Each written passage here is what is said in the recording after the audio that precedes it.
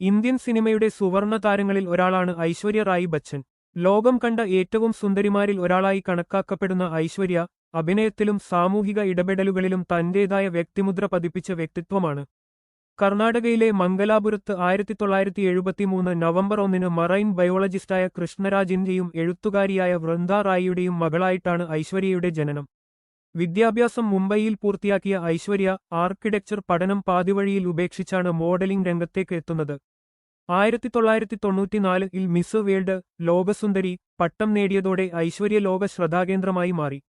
ഈ വിജയം ഇന്ത്യൻ യുവതലമുറയ്ക്ക് വലിയ പ്രചോദനമായി. ലോകസുന്ദരി പട്ടത്തിനു ശേഷം ഐശ്വര്യ ചലച്ചിത്ര ലോകത്തേക്ക് കടന്നു. 1997 മണിരത്നം സംവിധാനം ചെയ്ത തമിഴ് ചിത്രം ഇരുവർ ആയിരുന്നു ഐശ്വര്യയുടെ ആദ്യ ചിത്രം. തുടർന്ന് ബോബി ഡിയോളിനൊപ്പം അഭിനയിച്ച ഓർ പ്യാർ ഹോഗയ എന്ന ചിത്രത്തിലൂടെ ബോളിവുഡിലും അരങ്ങേറ്റം കുറിച്ചു. എങ്കിലും സഞ്ജയ് ലീല ബൻസാലിയുടെ ഹം ദിൽ ദേ ചുകെ സനം, ദേവദാസ് തുടങ്ങിയ ചിത്രങ്ങളിലെ പ്രകടനങ്ങളാണ് ഐശ്വര്യയെ ബോളിവുഡിലെ മുൻനിര നായികയാക്കി മാറ്റിയത്. ഗുരു, ജോധ അക്ബർ, ധൂം 2 തുടങ്ങിയ ഹിറ്റ് ചിത്രങ്ങളിലെ അഭിനയത്തിലൂടെ നിരൂപക പ്രശംസ നേടാനും ഐശ്വര്യയ്ക്ക് സാധിച്ചു. ഹിന്ദിക്ക് പുറമെ തമിഴ്, ബംഗാളി ചിത്രങ്ങളിലും ബ്രൈഡ് ആൻഡ് പ്രിജുഡിസ് പോലുള്ള അന്താരാഷ്ട്ര സിനിമകളിലും താരം തിളങ്ങി.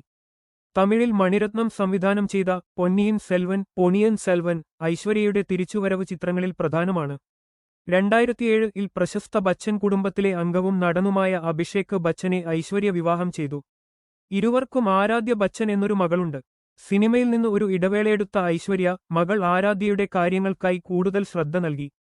മാതൃത്വത്തെക്കുറിച്ചും മകളോടുള്ള വാത്സല്യത്തെക്കുറിച്ചും താരം പലപ്പോഴും തുറന്നു സംസാരിക്കാറുണ്ട്. അഭിനയ മികവിന് നിരവധി തവണ ഫിലിംഫെയർ അവാർഡുകൾ ലഭിച്ചിട്ടുണ്ട്. കാൻ ഫിലിം ഫെസ്റ്റിവലിൽ ജൂറിയംഗമായ ആദ്യത്തെ ഇന്ത്യൻ നടിയാണ് ഐശ്വര്യ. ഫ്രാൻസിലെ ഉയർന്ന ബഹുമതികളിലൊന്നായ knight of the order of arts and letters പുരസ്കാരവും താരത്തിന് ലഭിച്ചിട്ടുണ്ട്.